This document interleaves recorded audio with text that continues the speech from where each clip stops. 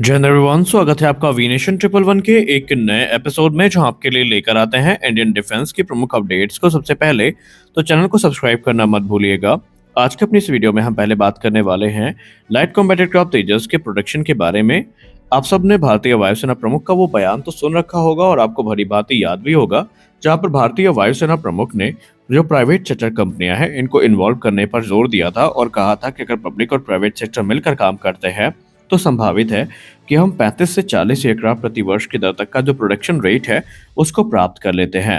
और उनके इस बयान के बाद काफी जो मिली जुली प्रतिक्रियाएं हैं वो हमें देखने को मिली थी। और भारतीय वायुसेना प्रमुख ने यह भी कहा था कि अगर अपने दूसरे एसेट्स को एचएएल ऐड करती है तो वो खुद तकरीबन 30 एयरक्राफ्ट प्रति वर्ष की दर तक बना सकती है। और जब से ये बात सामने आई है तो पब्लिक और प्राइवेट सेक्टर को लेकर चर्चाएं काफी तेज हुई हैं। लेकिन इसी बीच लार्सन एंड टुब्रो की तरफ से एक बड़ी हरकत देखने को मिली है। लार्सन एंड टुब्रो, जो कि भारत की एक बड़ी private sector defence manufacturer company है, इन्होंने अपने इंटेंशन को व्यक्त किया है, जहां पर वो भारतीय वायुसेना की जरूरत को पूरा करने की इच्छा को व्यक्त कर रहे हैं।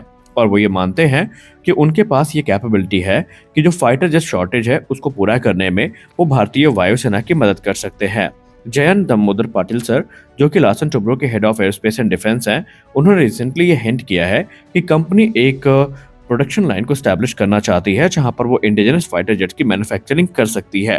हालांकि उन्होंने अपने स्टेटमेंट में एयरक्राफ्ट का नाम नहीं लिया है कि वो किस एयरक्राफ्ट के बारे में ये बात कर रहे हैं, लेकिन उन्होंने स्पष्ट कर दिया है कि भारतीय वायुसेना की जरूरत को पूरा करने के लिए वो एक प्रोडक्शन लाइन को स्टैब्लिश कर सकते हैं। ये स्टेटमेंट ऐसे समय पर आई है जब भारतीय वायुसेना प्रमुख खुद इस प्रकार के जो बड़े निर्णय हैं उनको लेकर गवर्नमेंट से उम्मीद लगाए बैठे हैं कि मंजूरी मिलेगी। और ये एक इमीडिएट एक्शन होगा जहां पर भारतीय वायुसेना की जरूरतों को पूरा करने के लिए युद्ध स्तर पर कार्य को शुरू किया जाएगा।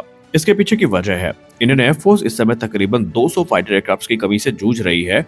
हमें टू फ्रंट वॉर को देखते हुए तकरीबन 42 एक्टिव स्क्वाड्रन चाहिए थी, लेकिन हमारे पास अब ये नंबर 30 से कम आने वाले हैं। और आने वाले 2040 तक हमारे पास तकरीबन 250 फाइटर एयरक्राफ्ट ऐसे होंगे जिन्हें हमें रिटायर करना होगा। इसमें मिग 21, जैगवार और पुराने मिराज 2000 जैसे एयरक्राफ्ट शामिल हैं। और ऐसे में भारत को अगले 15 वर्षों में तकरीबन 450 एयरक्राफ्ट की जरूरत पड़ने वाली है। और ये चीजें सिर्फ एचएएल के दम पर पूरी नहीं हो सकती, ऐसा एक्सपर्ट्स का भी मानना है। और ऐसे में हमें जो एक्सेलरेशन है प्रोग्राम में वो बढ़ाना ही पड़ेगा। पाटिल सर की जहां तक बात रही तो उन्होंने कहा है कि प्राइवेट सेक्टर का जो सेटअप होगा ये एक अपॉर्चुनिटी लेकर आएगा एविएशन सेक्टर में, जहां पर न सिर्फ इंडियन एयरफोर्स की रिक्वायरमेंट को हम पूरा कर पाएंगे बल्कि डोमेस्टिक और एक्सपोर्ट दोनों रिक्वायरमेंट्स यहां से पूरी हो सकती हैं। और उनका ये जो रिमार्क है ये इंपॉर्टेंट इसलिए भी माना जाता है कि इस समय भारतीय वायुसेना में प्राइवेट सेक्टर की जो भूमिका है उसको लगातार इनहेंस करने पर काम किया जा रहा है। और खासकर अगर हम बात करें, पाटिल सर ने जिस प्रोडक्शन लाइन के बारे में बात करी है, तो निसंदेह अगर हम इंडिजिनस फाइटर एयरक्राफ्ट की बात कर रहे हैं तो फिलहाल तेजस ही एक इकलौता अवेलेबल ऑप्शन है, क्योंकि तेजस मार्क 2 अभी फिलहाल तो प्राइवेट सेक्टर के द्वारा नहीं बनाया जाएगा, वो एचएएल और आडा के साथ मिलकर बनाया जा रहा है। लेकिन अभी तेजस मार्क 1A की जहां तक बात रही तो इसके भविष्य को लेकर क्लियर है कि आने वाले भविष्य में पब्लिक और प्राइवेट सेक्टर का पार्टिसिपेशन हमें देखने को मिल सकता है।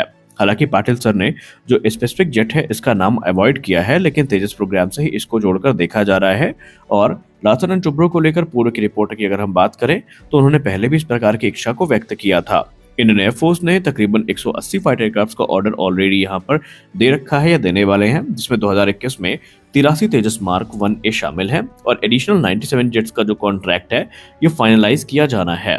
अब इनकी डिलीवरी 2025 मार्च से शुरू हो जानी थी, लेकिन ऐसा हो नहीं पाया अभी तक। और अभी भी भारतीय वायुसेना को पहले एयरक्राफ्ट का इंतजार है।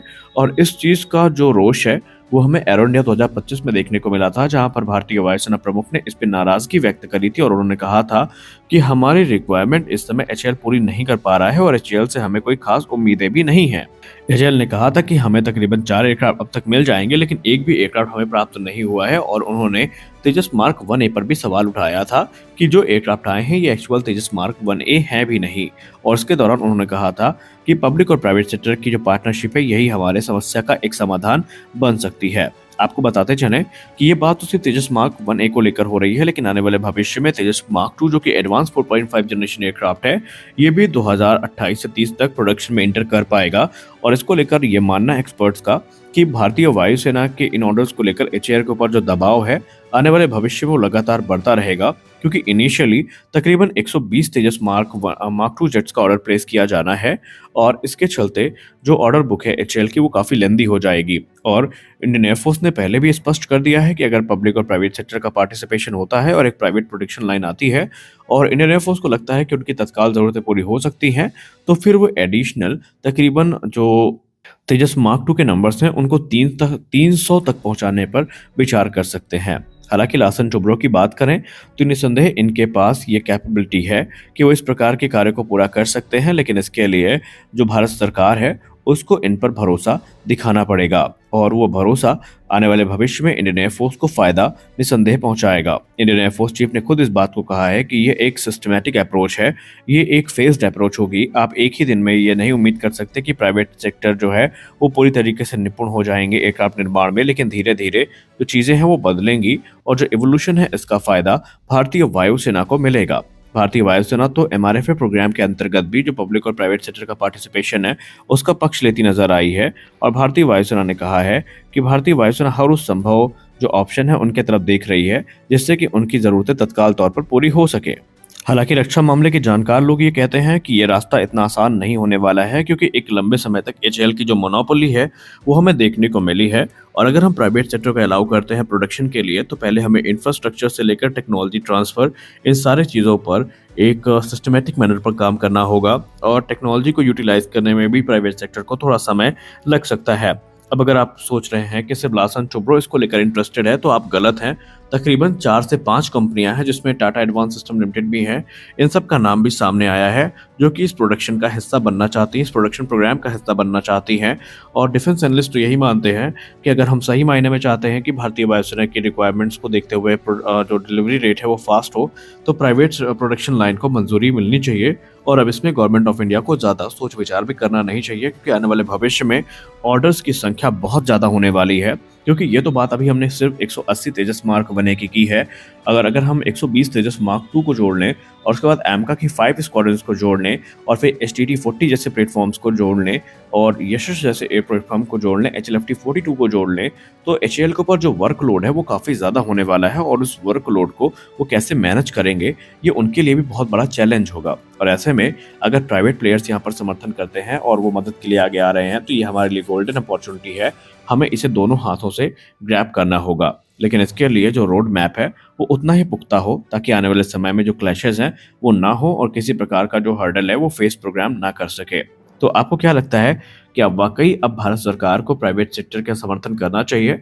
और आप अपनी राय ज़रूर बताइए, क्या आप भी मानते हैं कि अगर प्राइवेट सेक्टर इस पे आया प्रोग्राम में तो प्रोग्राम फास्ट होगा या फिर इसकी दिक्कतें और बढ़ जाएंगी? आप क्या सोचते हैं अपनी राय कमेंट सेक्शन में ज़रूर दें। मिलते हैं अगले वीडियो में, तब तक के लिए जय हिंद।